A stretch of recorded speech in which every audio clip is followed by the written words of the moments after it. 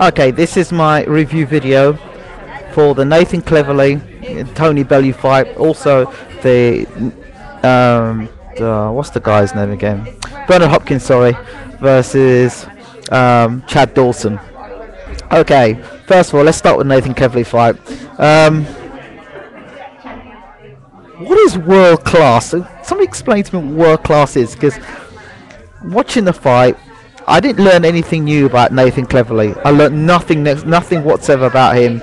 Came forward in straight lines as always. Still taking too many punches, And for this fight, I learned more about Tony Bellew, who made Nathan at times look pretty pedestrian and one-paced. For me also, I really felt Bellew would win this fight, but there's definitely something wrong with his the weight drain. I think his weight drain definitely. I think in the later, say the rounds 10 and 11, where I felt Nathan Cleverly, who's maybe this fitness fanatic, for me found that he was tiring, badly tiring. And there was 1 or 2 rounds in that fight where later on, when Nathan Cleverly had his hands down, he was just moving from side to side, but doing absolutely nothing. And I felt that Bellew had run out of a lot of energy himself and was sapped. And I think had he had energy in those 2 rounds, I think he could have stepped on the gas. And I think those 2 rounds really made a difference in the fight for me. But again, I haven't learnt much about Nathan Cleverly at all. He does the same old things over and over and over again. And for me, it does make me wonder, what's he going to do when he fights someone like Chad Dawson, who does hit very hard, who has got good speed and good lateral movement.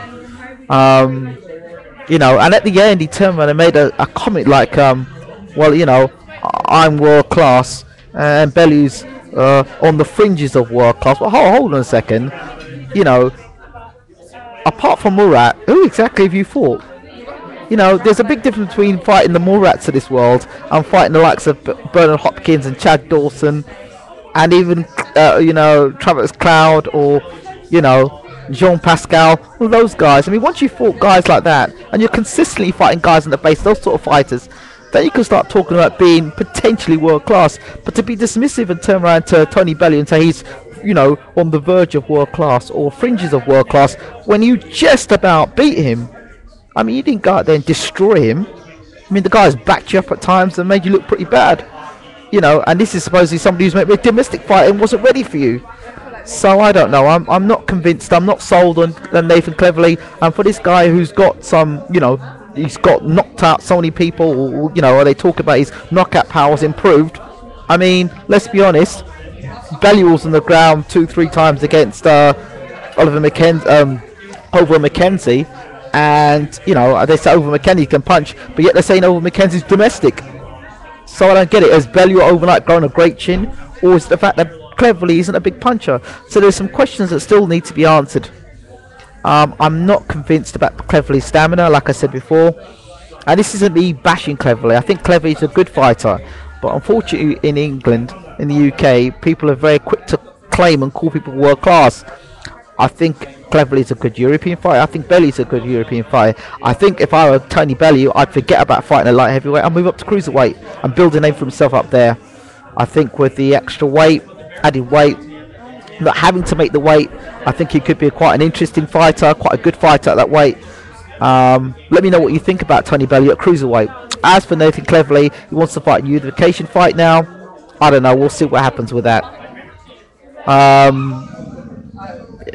Would he beat Chad Dawson? No. Would he beat Pascal? Maybe. Not sure. But I'm not wholly convinced that Nathan Cleverly is this world elite fighter. Bellew showed us that, and I think that anyone can back Cleverly up and can punch and can take a shot. It's going to give him a few problems. Definitely going to give him some problems. Okay, so moving on swiftly to the next fight, which was the Chad Dawson Bernard Hopkins fight.